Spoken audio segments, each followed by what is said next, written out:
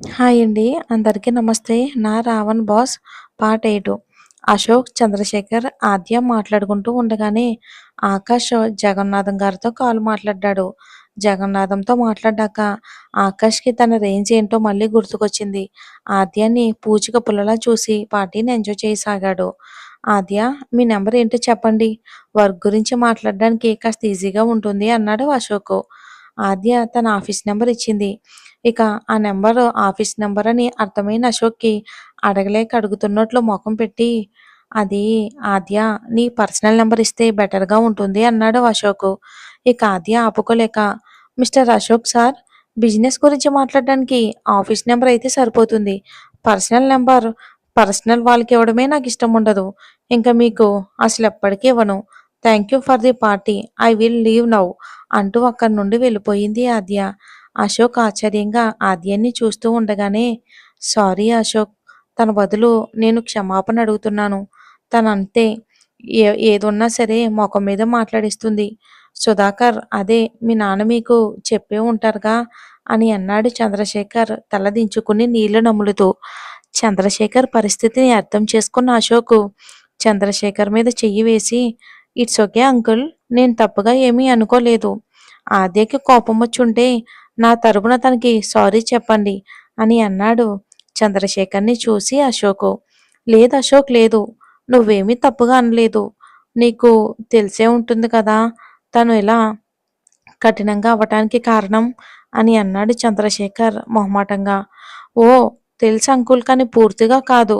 కానీ తెలిసింది అంకుల్" అని అన్నాడు అశోకు ఆలోచనగా.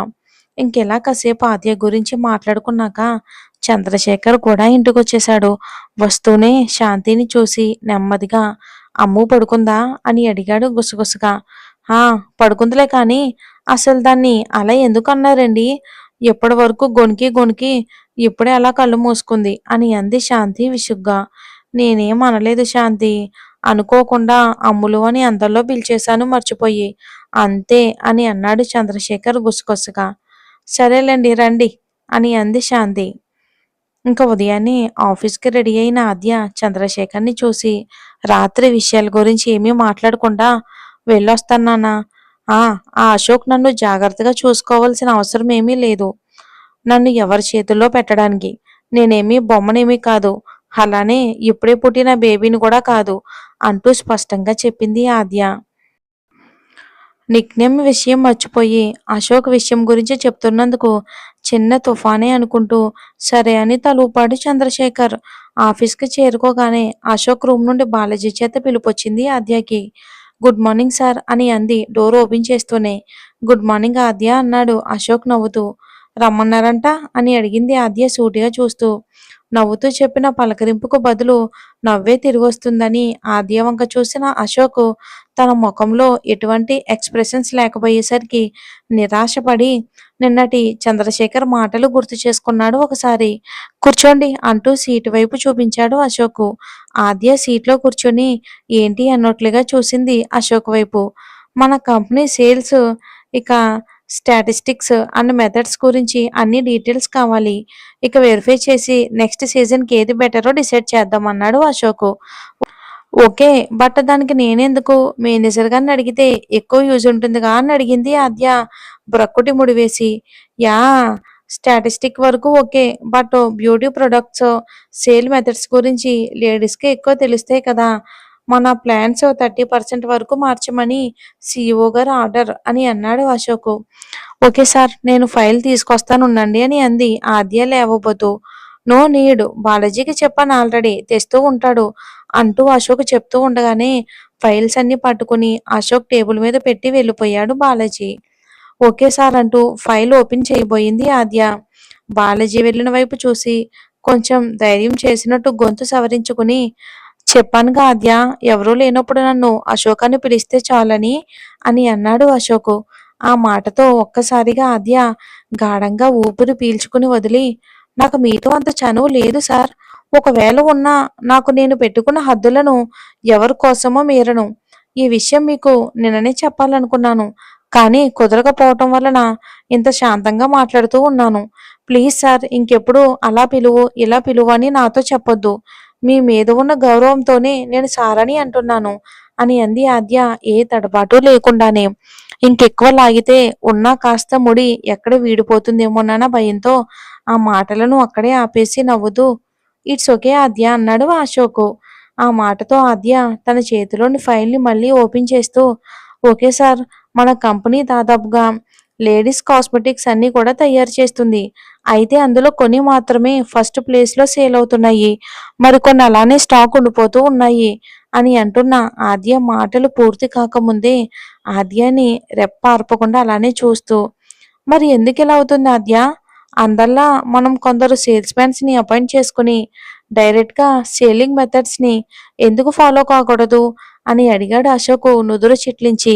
ఆ మాట వినగానే ఆద్య ఉసూరుమంటూ సార్ మనం సేల్ చేసేవి హోమ్ నీడ్స్ కాదు కదా!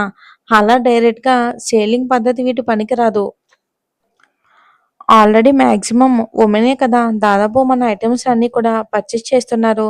బట్ కొన్నింటిని మాత్రం మన ప్రొడక్ట్స్ కంటే వేరే కంపెనీవి బాగుండడం వలన మన ప్రొడక్ట్స్ వైపు ఆకర్షించబడడం లేదు అని అంది ఆద్య.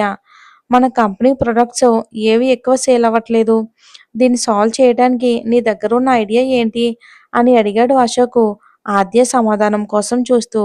సార్ మన ప్రొడక్ట్స్‌లో ఐ మేకప్‌పై సంబంధించిన కాజల్, ఐ లైనర్ మాత్రం ఎక్కువ సేల్ అవ్వట్లేదు.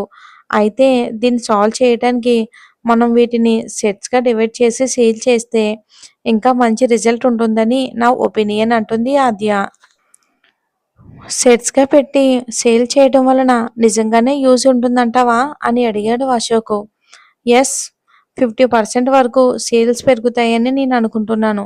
బికాజ్ సెట్‌గా పెట్టి తక్కువ రేటు పెంచడం వలన అవసరం లేకపోయినా ఫ్యూచర్‌లో ఏదైనా అవసరం ఉంటుందేమోనని డెఫినెట్‌గా పర్చేస్ చేస్తారు అని అంది ఆద్య. సరే వెరీ గుడ్ ఆద్య అని అన్నాడు అశోక్ ఆలోచిస్తున్నట్లుగా. థ్యాంక్ యూ సార్ అని అంది ఆద్య. ఏంటి లోపలికి వెళ్ళి అరగంట అవుతుంది. ఇది ఇంకా రావట్లేదేంటి? ఏం చేస్తున్నారు లోపల? అని అంది స్వప్న రూపతో. నేను అదే ఆలోచిస్తున్నానే అని అంది స్వప్న దూరంగా అశోక్ రూమ్ వైపు చూస్తూ. బ్యూటిఫుల్ గర్ల్, హ్యాండ్సమ్ గాయ్ కలిసి ఏమైనా చేసుకుంటున్నారేమో. మీకు బాధేంటి మధ్యలో? అని అన్నాడు రాజేషు స్వప్న వాళ్ళని చూస్తూ కనుబొమ్మలు ఎగరేసి. మాకేమీ బాధ లేదులే అని అన్నారు ఇద్దరు ఉసూరుమంటూ వాళ్ళ సిస్టమ్ వైపుకు తిరిగి. అశోకు అవసరం ఉన్నది లేనిది అడుగుతూ ఆద్యాన్ని చూస్తూ ఇంతలా మాట్లాడే అవకాశం దొరికినందుకు లోపలే పొంగిపోతున్నాడు మనసులో. అశోక్ అడిగే ప్రశ్నలకు సమాధానం చెప్తూ ఆద్యకి అలా సేల్స్ విషయాలు ఒకటికి 10 సార్లు చెప్పడం చిరాగ్గా ఉంది. కానీ అతను క్షుణ్ణంగా తెలుసుకోవాలనుకుంటున్నాడేమో అనుకుని ఆద్య కోపాన్ని బిగబెట్టి చేసేదేమీ లేక వివరించసాగింది ఓపిగ్గా. ఇంతలో లంచ్ టైం అయ్యింది. బాలాజీ రూమ్‌కు వస్తూనే అశోక్‌కి క్యారేజ్ తెచ్చిపెట్టాడు. నేనింక వెళ్తాను సార్. మిగతా విషయాలు తర్వాత డిస్కస్ చేద్దామని అంది ఆద్య. నో ఆద్య కూర్చో. కలిసి భోంచేద్దాం అని అన్నాడు అశోకు. నేను బాక్స్ తెచ్చుకున్నాను అంటూ కదలబోయిన ఆద్యని ఆగు అన్నాడు అశోకు.